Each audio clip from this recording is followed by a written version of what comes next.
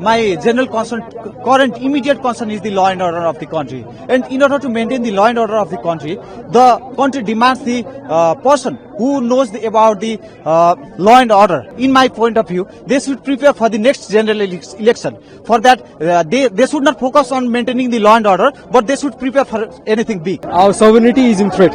Our independence is in threat. So we have to accept that. So for the sake of independency, for the sake of sovereignty, we have to protect our country. That is the reason. To protect the democracy. Sushila Karki, she is retired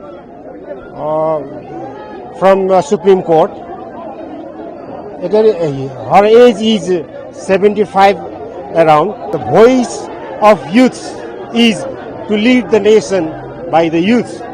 So, by the way, the youth, the latest they need. My general concern, current immediate concern is the law and order of the country. And in order to maintain the law and order of the country demands the person who knows about the law and order. And current Chief Justice Sushila Karki is the right option. I think that.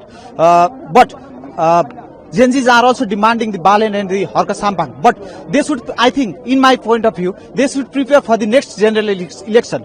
For that, they should not focus on maintaining the law and order, but they should prepare for anything big. This is just the interim government. This is not the permanent government. This is the temporary government. So we need to cooperate on this. So we have a threat in our country. We have to accept that. Our sovereignty is in threat.